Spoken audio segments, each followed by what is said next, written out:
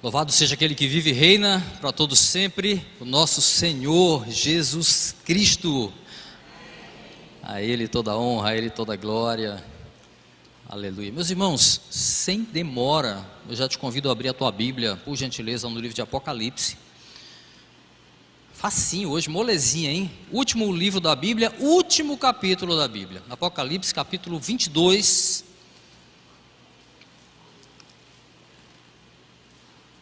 Apocalipse 22, nós vamos ler do versículo 6 até o versículo 21. Enquanto você procura aí, nessa dificuldade toda, né, de achar essa referência, das aos irmãos, que bom estarmos aqui neste domingo para glorificar o nome do Senhor, para cultuar o Senhor, para alegrar o Senhor com a nossa atenção, com o nosso louvor, com a nossa adoração, e dar as boas-vindas a quem nos visita, que está aqui na base pela primeira vez.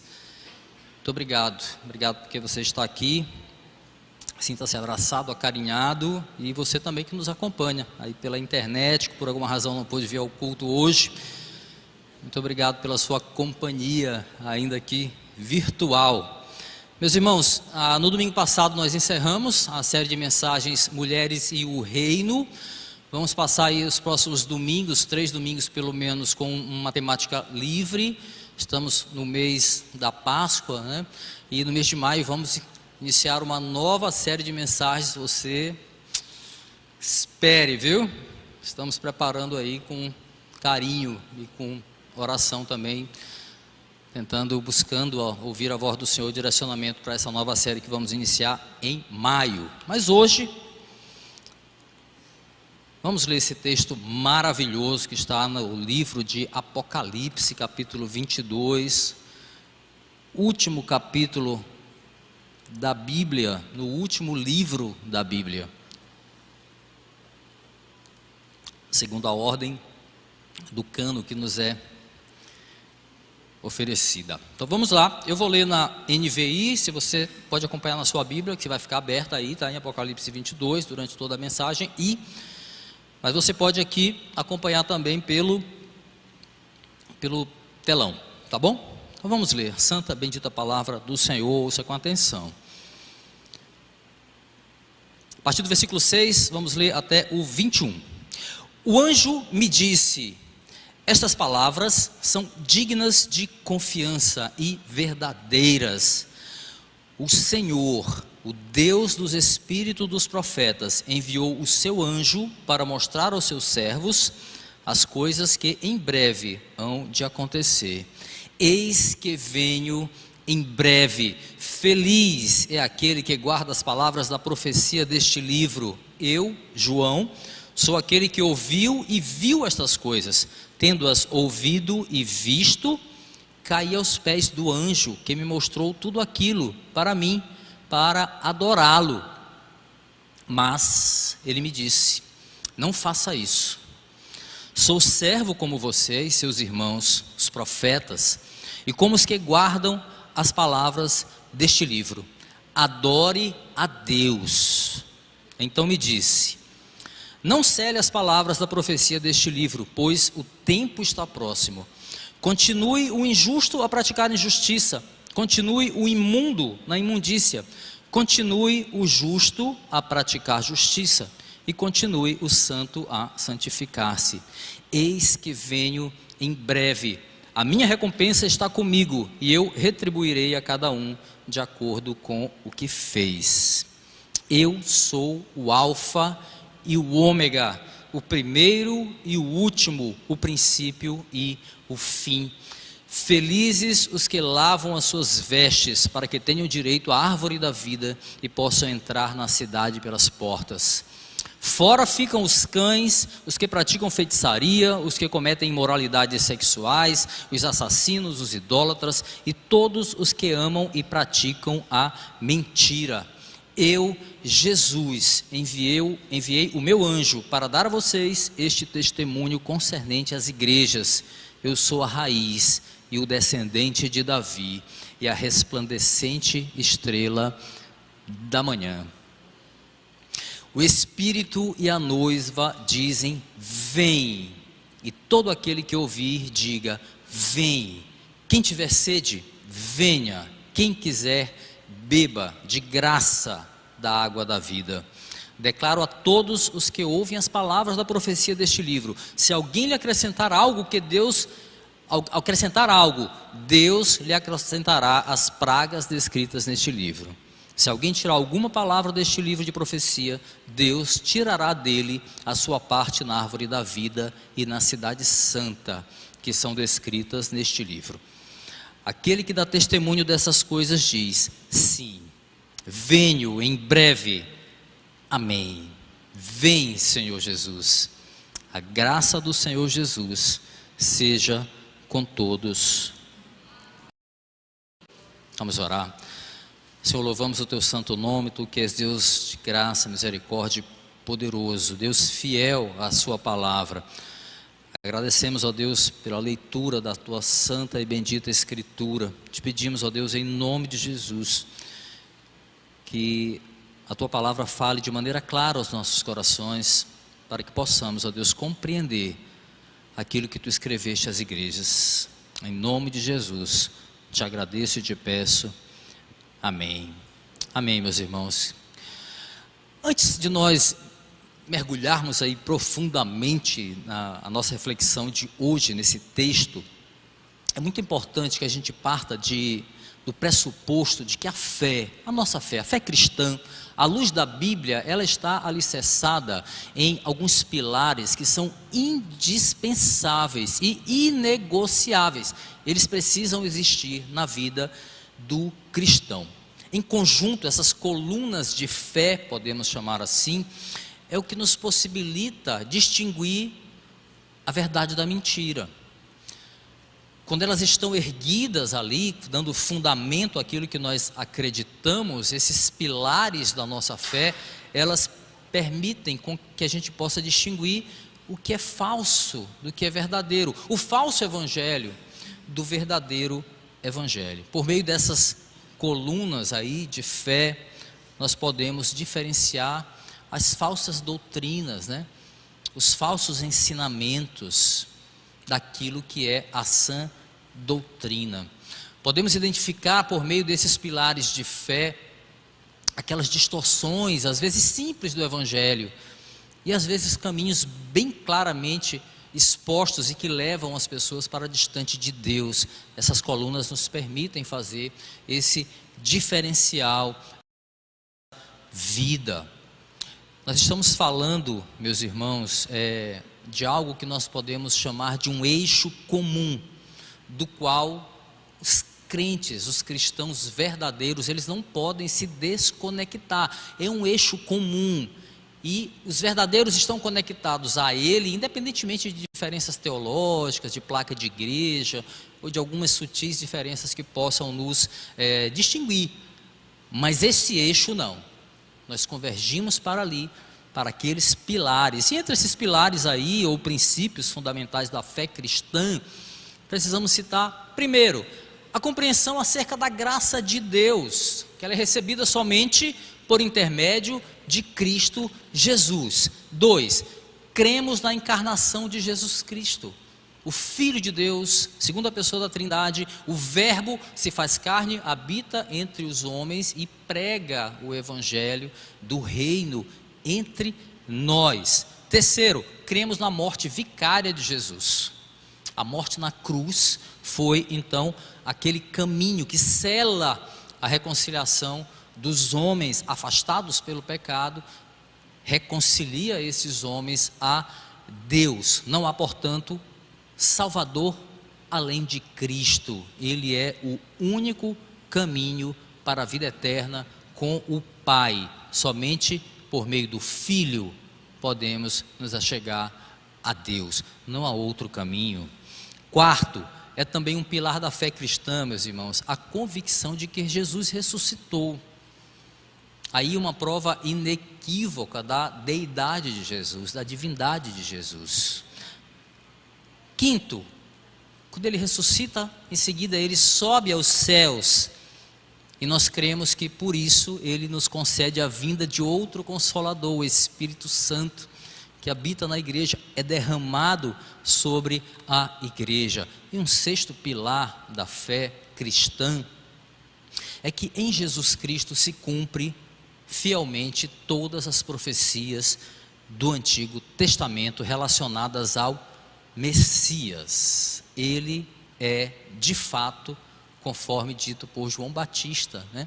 Ele é o Cordeiro de Deus que tira o pecado do mundo.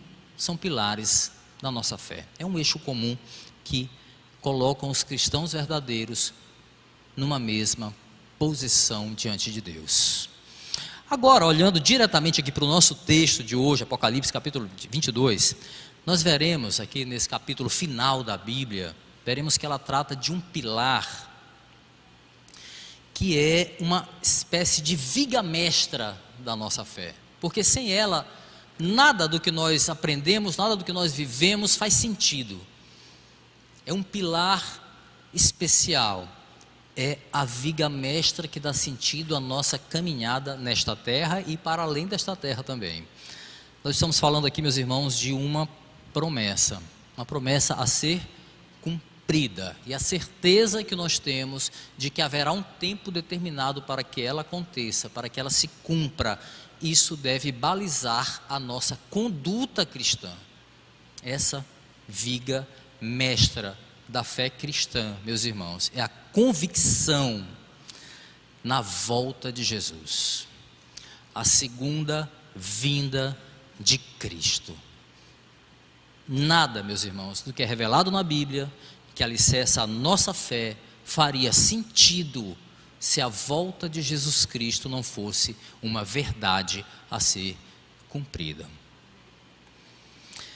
É sobre esse ponto vital da nossa fé que nós vamos falar esta noite. Que as palavras escritas pelo apóstolo João aqui neste livro sejam de esperança, meus irmãos.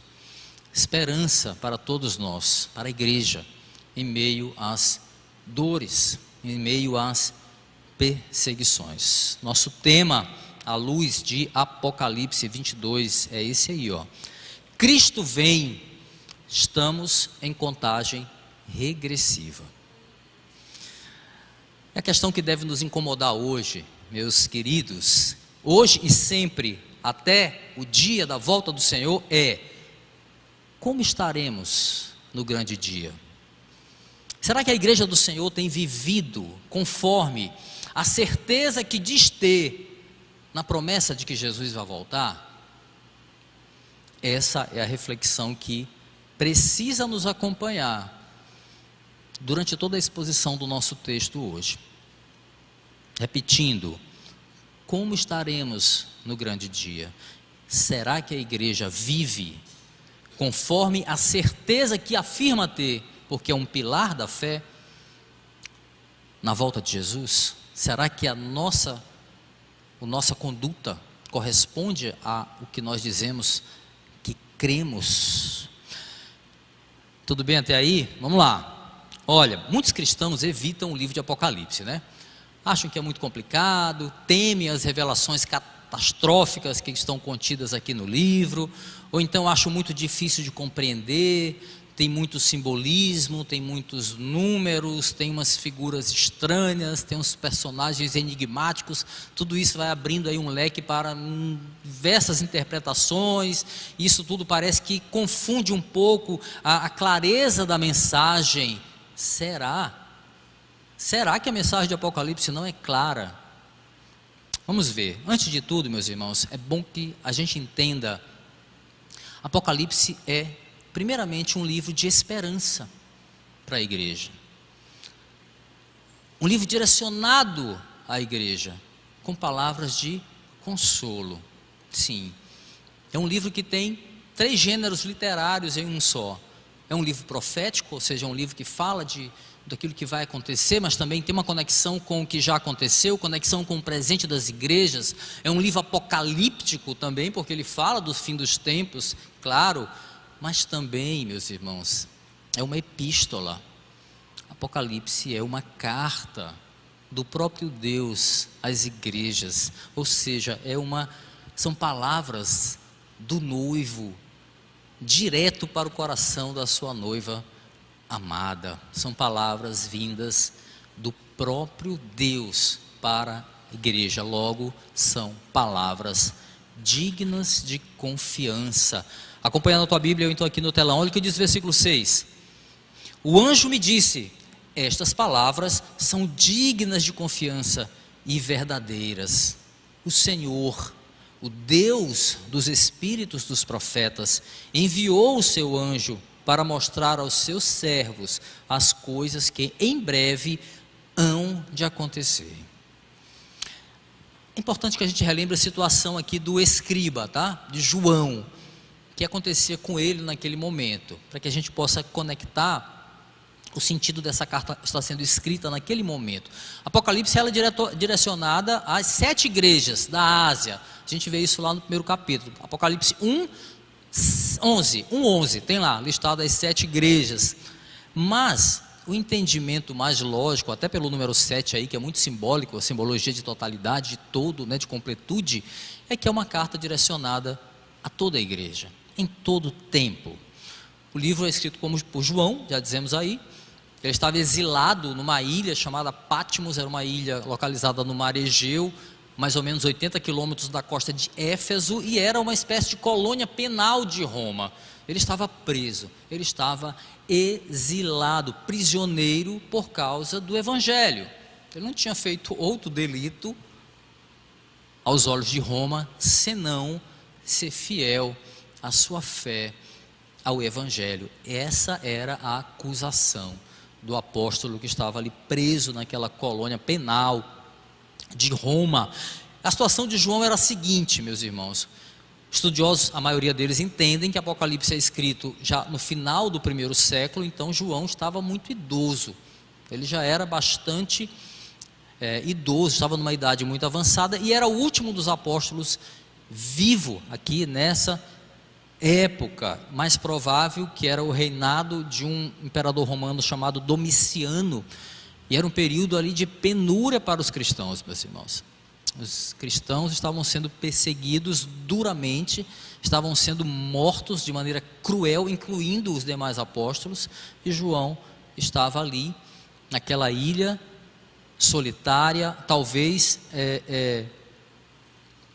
pensando o que seria do cristianismo, que seria do futuro daquilo que ele cria, daquilo que ele viu, daquilo que ele presenciou. Então imagina João, imagina comigo, solitário, exilado, ciente da perseguição que a igreja estava sofrendo, os seus líderes ali, líderes contemporâneos como ele da igreja, estavam mortos, tudo parecia favorável para o fim do cristianismo ali ao final do 1º século, o fim da pregação do Evangelho. E aí eu olho e vislumbro João naquele momento clamando a Deus, buscando ao Senhor, orando como quem pede uma ajuda, como quem pede uma resposta, uma direção para seguir no momento em que tudo em volta parecia não ter saída para ele. Não tinha para onde ir, ele estava ali exilado. Quantas vezes, quem nunca, né, meus irmãos?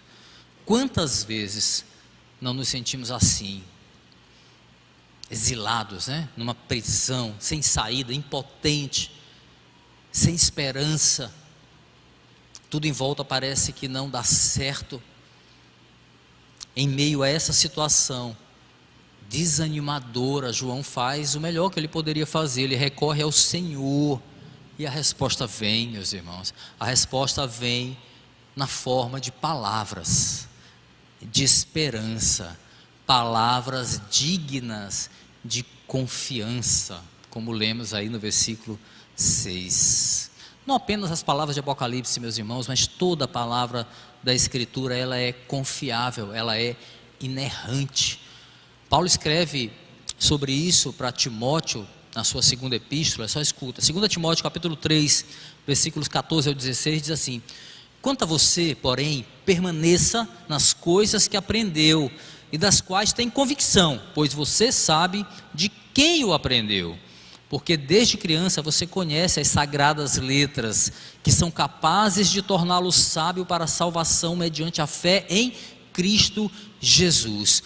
Toda a Escritura é inspirada por Deus e útil para o ensino, para a repreensão, para a correção e para a instrução na justiça. Meus irmãos, a Bíblia, ela é sim um livro de princípios, mas ela vai muito além disso. É um livro sagrado, meus irmãos. É um livro que nos dá entendimento acerca da salvação de Deus para um povo, um plano de salvação do Senhor para um povo pecador. Paulo escreve para Timóteo, seu filho na fé, e o exorta, dizendo: olha, atenta para a doutrina que você aprendeu dos apóstolos, a doutrina de Cristo, aquela que traz luz aos escritos dos profetas no Antigo Testamento. Ele estava falando, parafraseando as palavras de Paulo.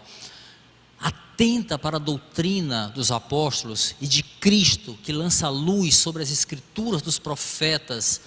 Ressalta então que toda palavra é inspirada por Deus. O mesmo Senhor que inspirou os profetas no Antigo Testamento, inspirou Paulo a escrever as suas cartas, é o mesmo que inspira também João a escrever acerca das coisas que em breve hão de acontecer. Está aí no final do versículo 6 também. O tempo aqui, meus irmãos, esse em breve não é o cronos, tá?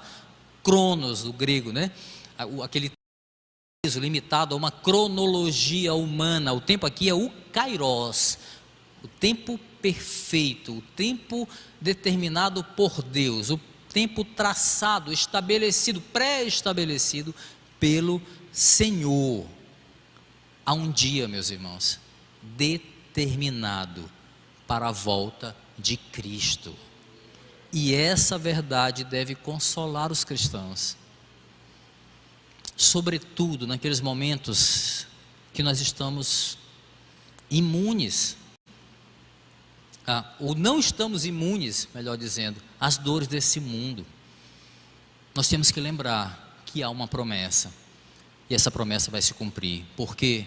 Porque as palavras do Senhor são confiáveis.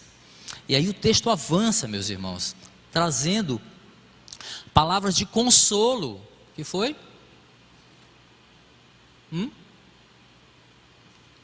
Pronto. Palavras de consolo, meus irmãos, à igreja sofredora. Olha o que diz o versículo 7.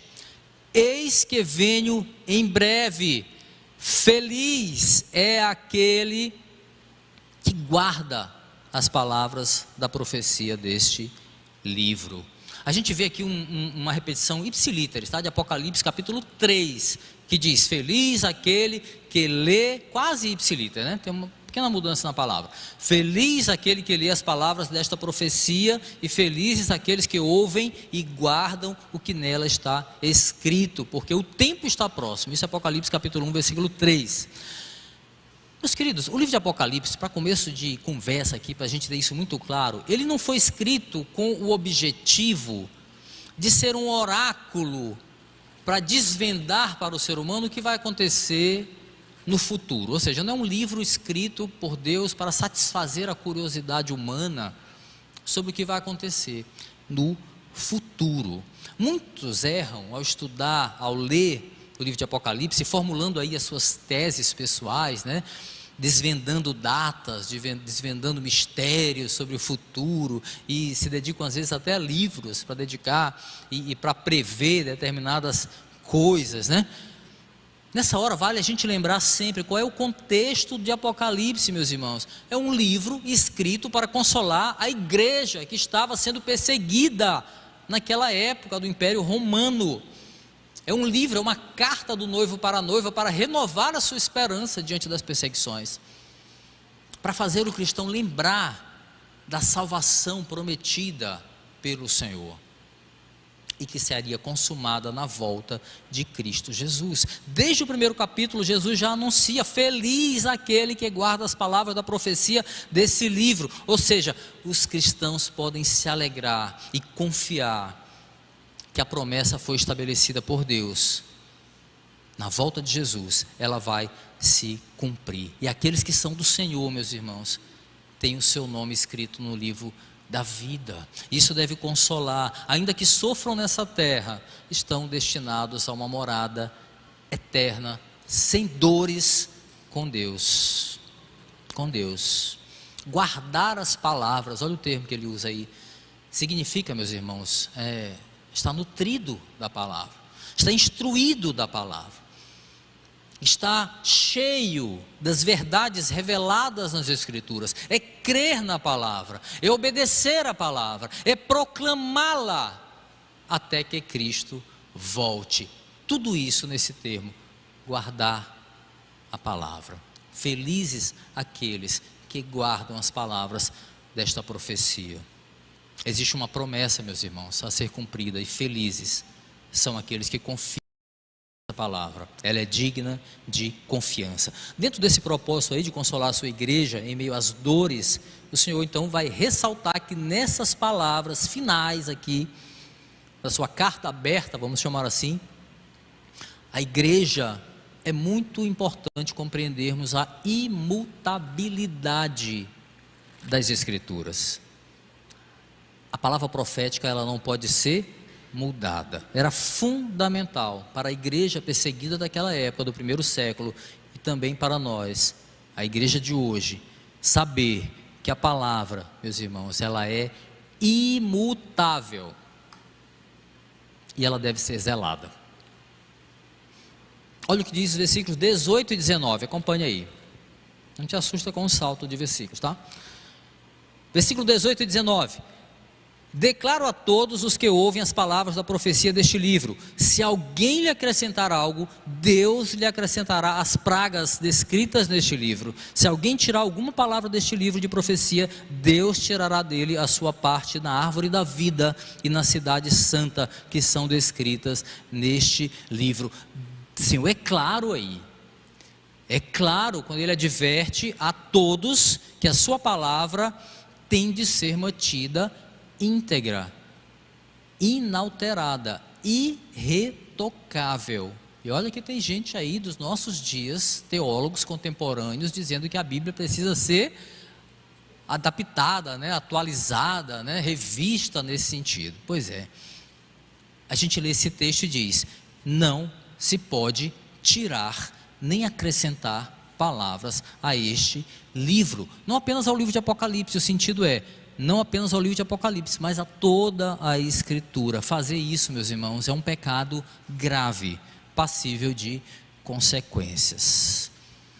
Nós, seres humanos, pecamos, e pecamos muito, contra o nosso próximo. Mas, meus irmãos, o caso aqui, o pecado é primeiro contra o autor da carta.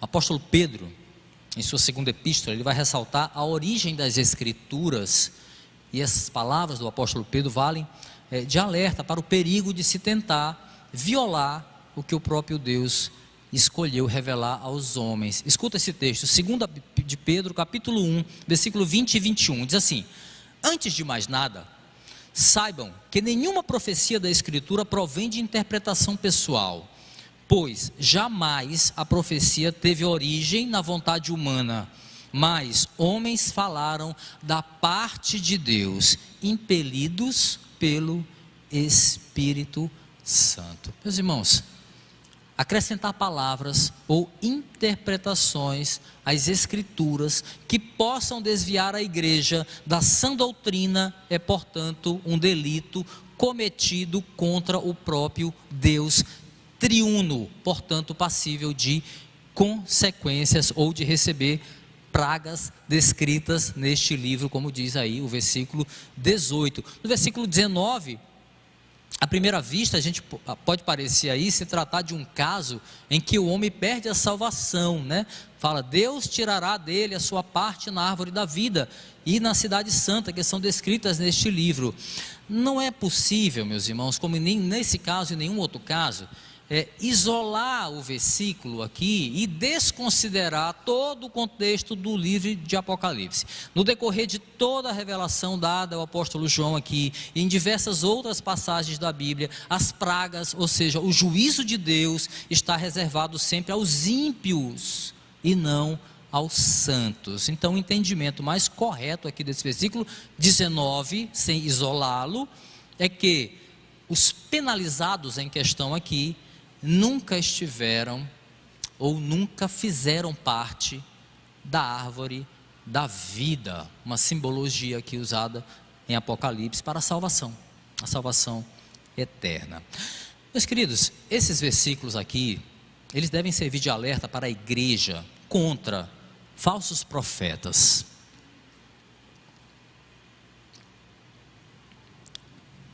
Sabe, aqueles que tentam se valer aí de supostas revelações, profecias, que não estão nas escrituras. Muitos farsantes, eles gostam de expor sobre si mesmo um certo dom especial, uma aura espiritual, como se fossem alguém especial aos olhos de Deus, dotados, de um dom para profetizar além do que está nas escrituras, que na verdade, meus irmãos, não passam de adivinhações, palavras vãs jogadas ao vento, mas que infelizmente encontram abrigo nas pessoas que querem ouvir palavras que afagam os seus interesses pessoais, palavras que às vezes aliviam uma dor.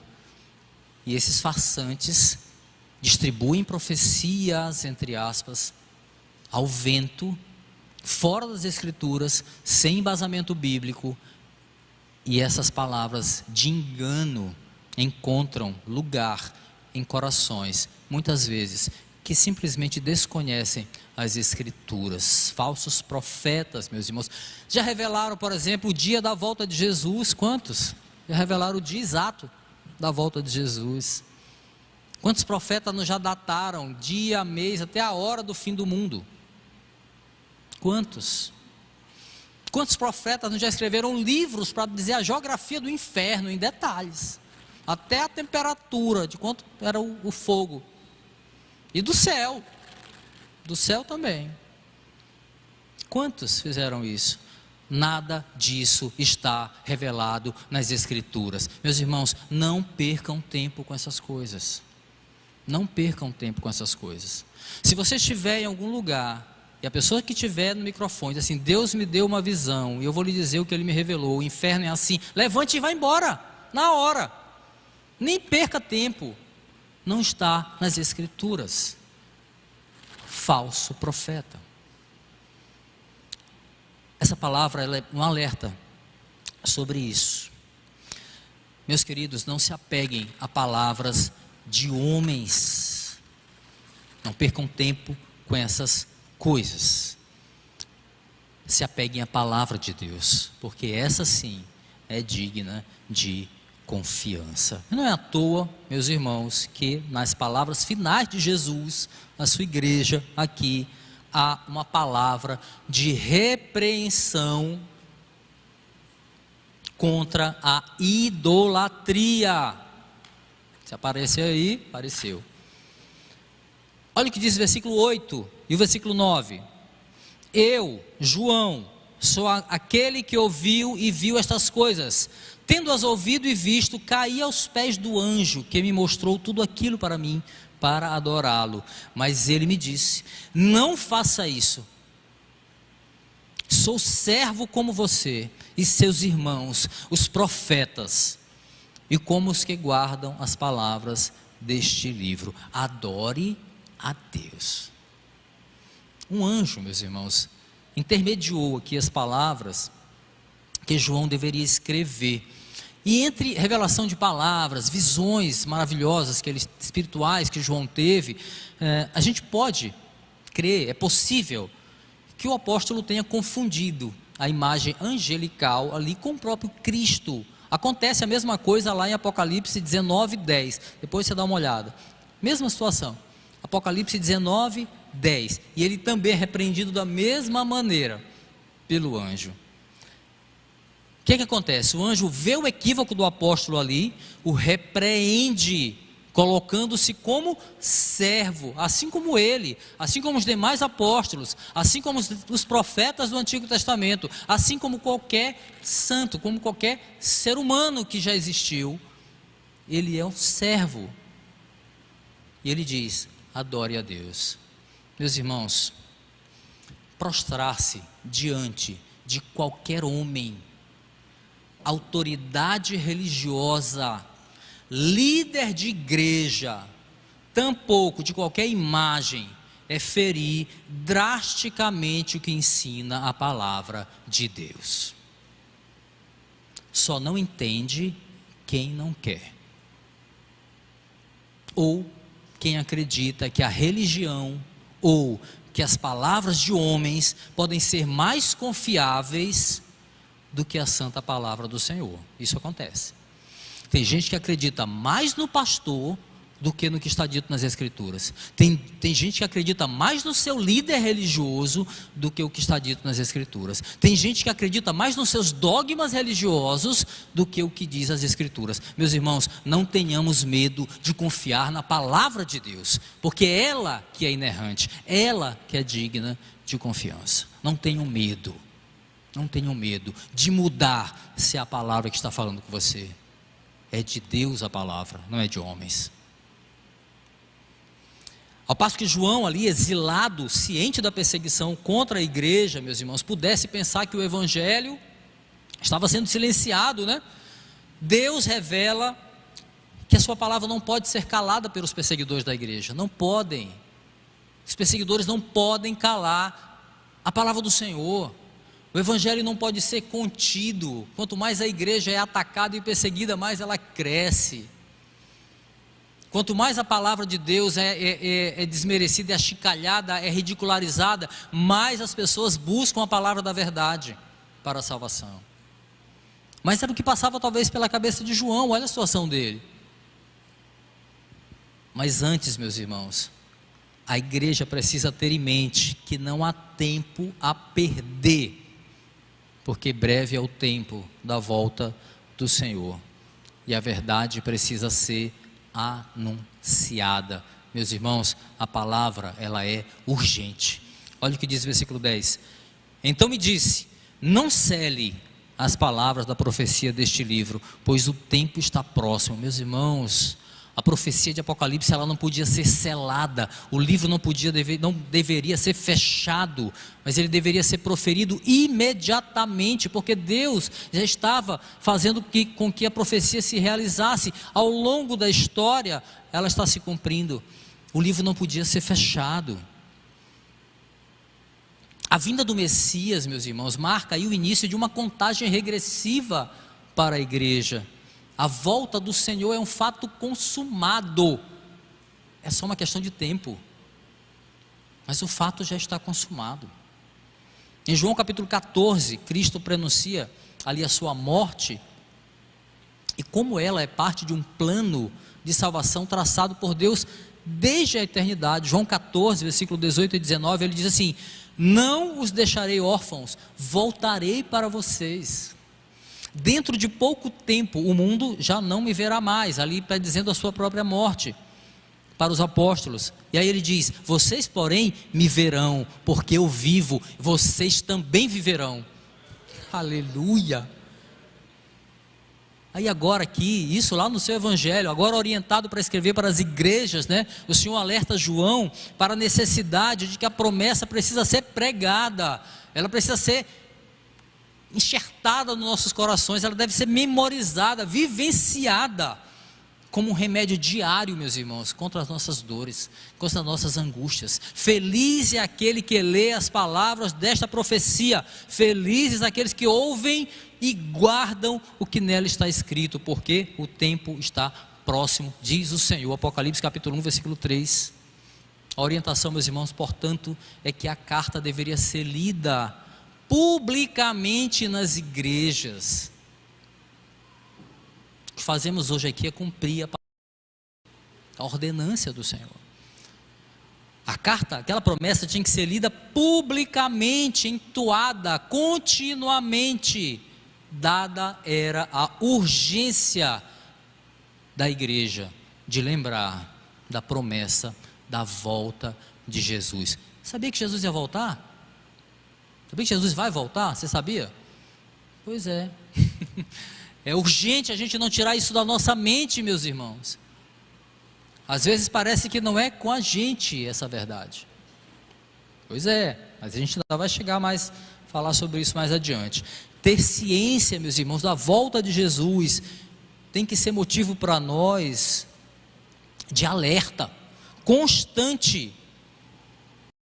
Ele vai nos encontrar no grande dia.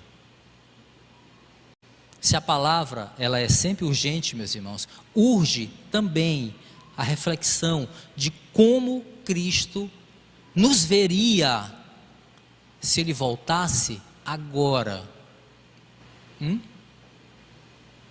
É urgente, meus irmãos, é urgente saber o nosso estado perante o Senhor. Olha o que diz o versículo 11: continue o injusto a praticar injustiça, continue o imundo na imundícia, continue o justo a praticar justiça e continue o santo a santificar-se. Vamos entender. Para entender melhor esse versículo aqui, é preciso observar a situação, tá? O contexto aqui é qual? Volta de Jesus e o dia do juízo. Esse é o contexto de Apocalipse capítulo 22, é o dia do Senhor. Logo, essas palavras aqui do versículo 11 não está significando aí que a Bíblia está afirmando que o injusto deve continuar fazendo injustiça, que o imundo continue a praticar imundícia. Tampouco resume-se a um conselho para os justos: justos, continue praticando justiça, santos, santifiquem-se. Isso seria óbvio, né, meus irmãos? Isso é óbvio, né? Não é isso. O sentido do texto aqui, meus irmãos, é dizer que no dia, escuta, é dizer que no dia da volta de Cristo, os homens ficarão exatamente como estão. Ou seja, se eles são injustos, praticam a imundícia, assim eles permanecerão. Se eles têm as vestes lavadas pelo sangue do Cordeiro, têm um nome escrito no livro da vida, assim eles também permanecerão para a eternidade. Em qualquer desses dois cenários aqui, meus irmãos, a pergunta que nos cabe é: onde é que nós nos encaixamos aí? É isso que a gente precisa refletir urgentemente. Em qual dos dois cenários aí? Porque na volta do Senhor ficaremos exatamente como nós estamos no momento da volta. É o que o texto nos diz.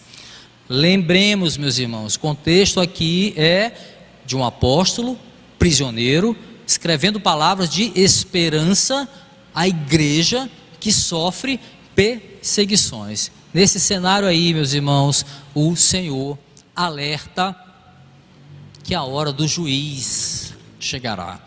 Versículo 12, olha o que diz: eis que venho em breve, a minha recompensa está comigo e eu retribuirei a cada um de acordo com o que fez.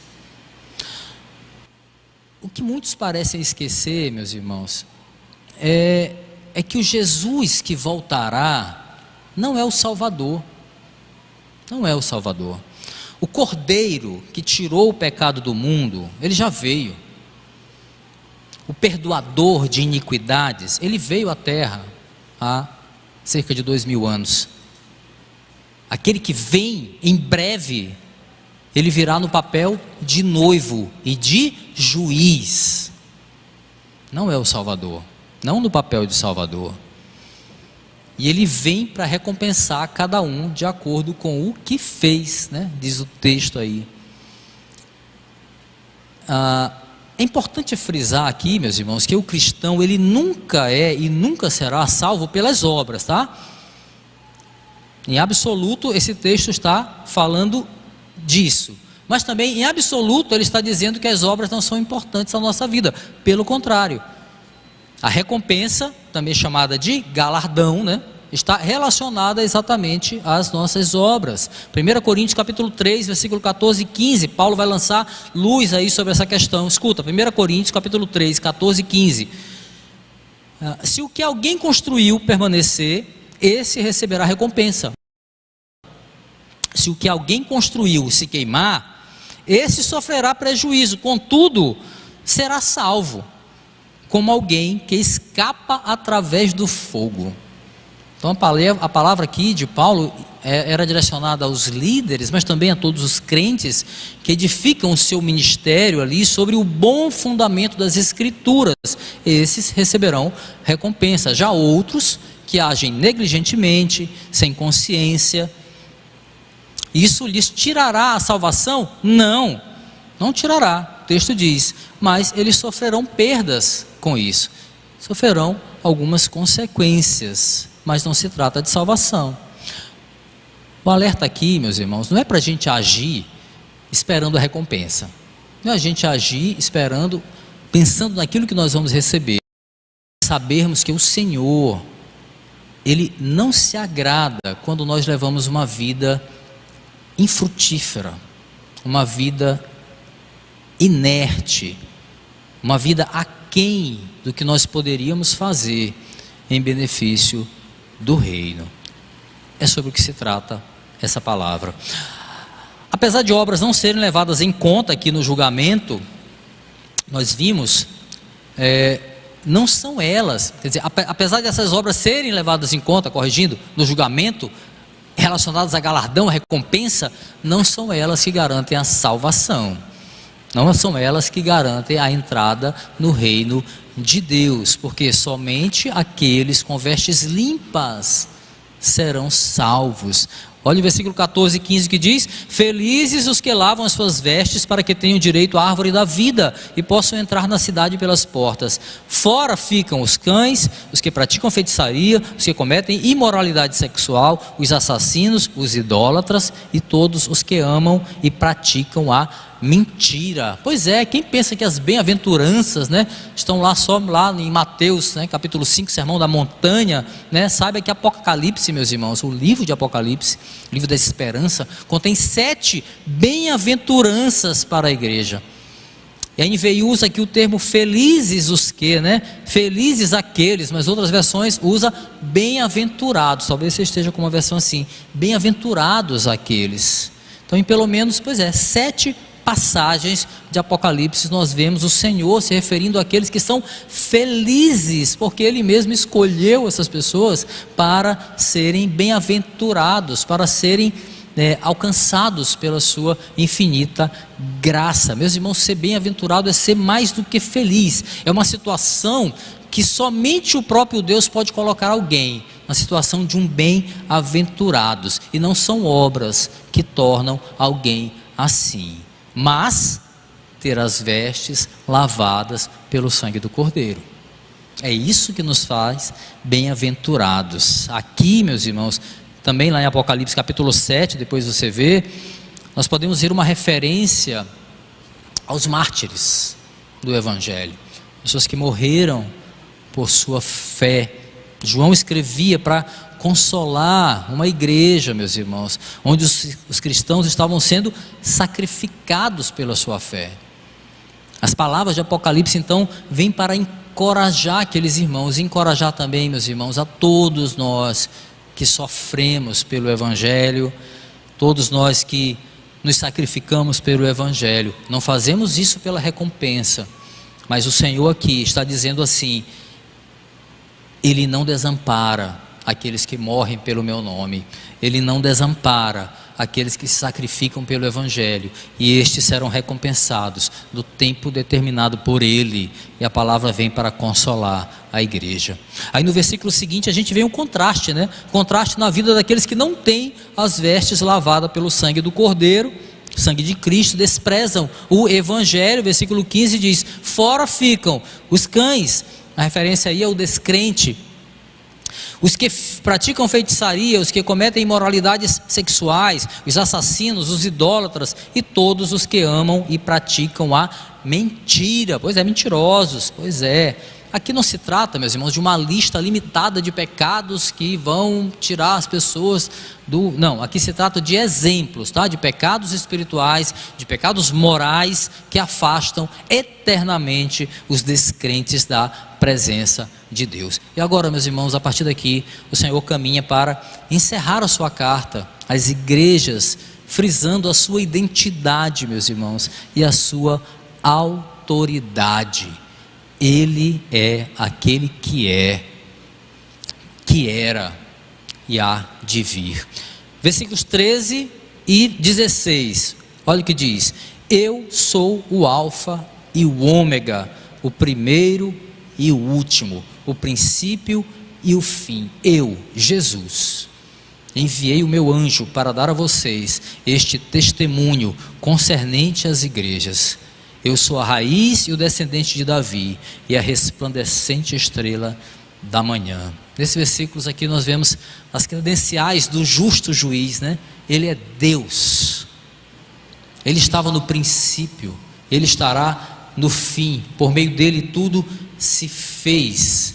Cristo repete aqui nesse versículo 13, uma identidade que ele já havia, como ele havia se apresentado para João lá no primeiro capítulo, há uma conexão, né, entre os capítulos 22 e 1 de Apocalipse. Ele já tinha se apresentado assim lá no versículo Apocalipse 1:8, ele diz: eu sou o alfa e o ômega, diz o Senhor Deus, aquele que é, aquele que era, aquele que há de vir, o Todo-Poderoso. Porque suas palavras são dignas de confiança, meus irmãos, porque são a palavra do Senhor, o Deus Todo-Poderoso. Jesus é a própria palavra, pelo qual tudo se fez.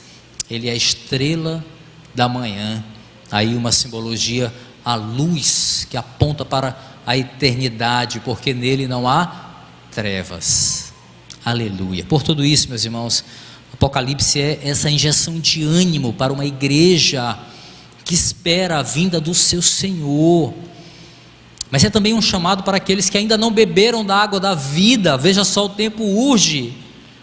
Aqueles que ainda não tiveram as suas vestes lavadas pelo sangue do Cordeiro. Aquela que espera, meus irmãos, diz: vem. Olha o que diz o versículo 17: o Espírito e a noiva dizem: vem. E todo aquele que ouvir, diga: vem. Quem tiver sede, venha. Quem quiser, beba de graça da água da vida. Vemos aí o apelo da noiva pelo noivo, meus irmãos. Aqui nós temos a tradução expressa da expressão aramaica Maranata, né? Vem, Senhor Jesus. Senhor, venha. Expressão que Paulo lá usa em 1 Coríntios capítulo 16. É a expressão daqueles que amam ao Senhor, que anseia vê-lo face a face.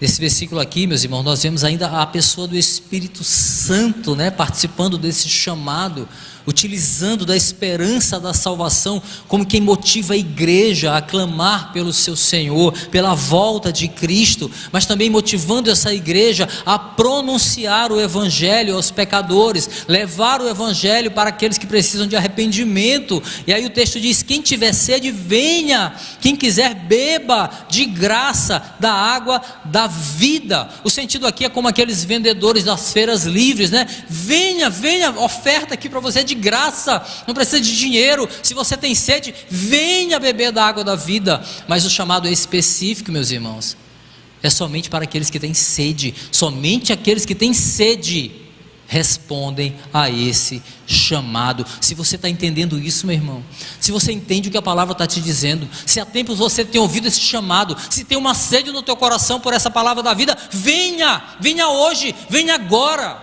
É urgente, breve vem o Senhor Jesus.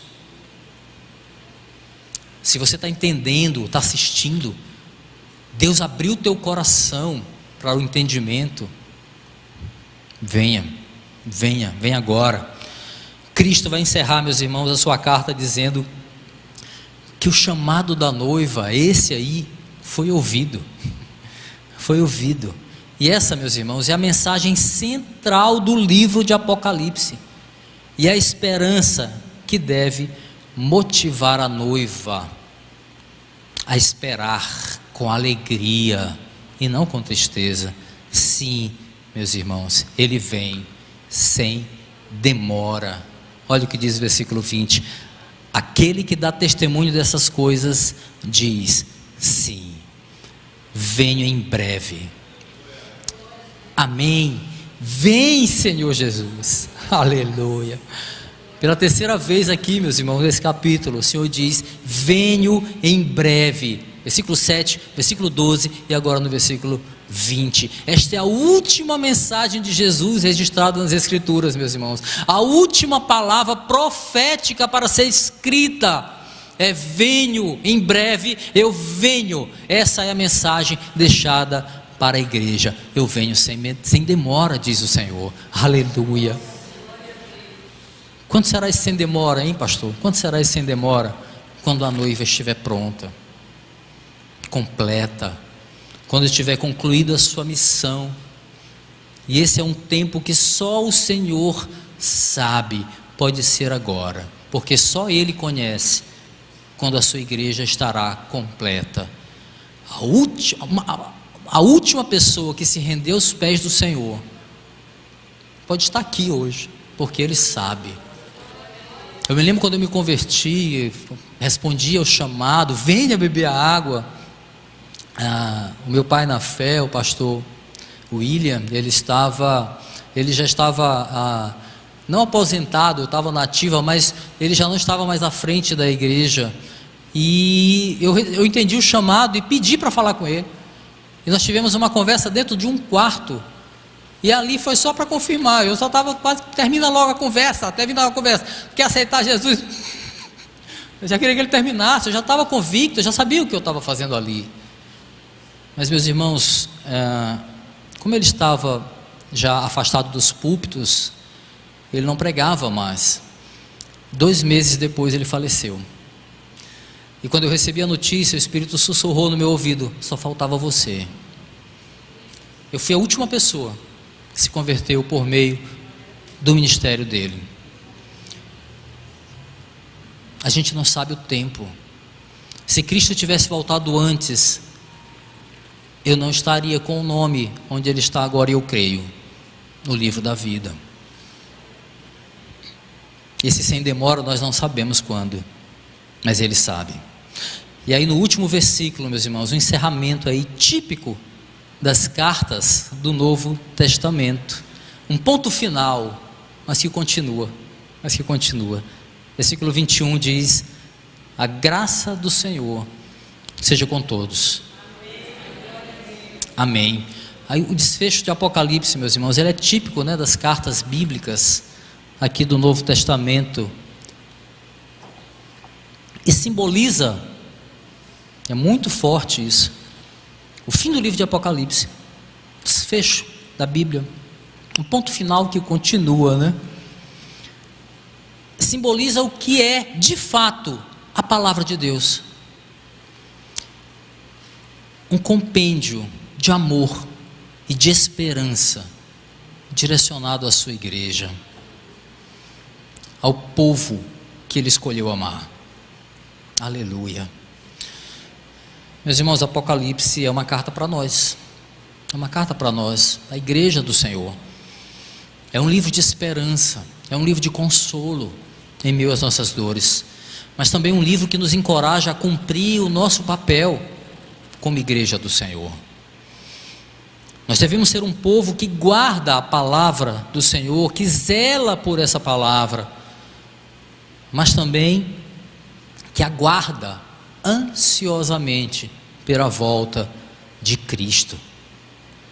Enquanto esse grande dia não chega, meus irmãos, nós temos um dever, o dever de proclamar a verdade do Evangelho para a salvação de pecadores. E aí há perguntas aí que devem ficar para a nossa reflexão: como nós temos esperado a volta do Senhor? E como nós temos cumprido a missão que o Senhor nos confiou? O Senhor voltará, meus irmãos, porque Ele é fiel à sua palavra. Porém, muitas vezes nós incorremos num erro de ignorar aquela viga mestra, nós falamos lá no início, da fé cristã. Nós ignoramos esse pilar fundamental da nossa fé, que Cristo prometeu voltar para buscar a sua igreja e para julgar a todos, conforme aquilo que fizeram. A pergunta que não cala, né? Será que nós fazemos parte de fato do grupo dos bem-aventurados que seguirão para a vida com Jesus, para a vida eterna com o Senhor? Olha, escuta, agir como se a volta de Cristo fosse uma lenda, fosse uma fábula, revela antes de tudo se somos ou não cristãos de verdade, que confiam na sua palavra.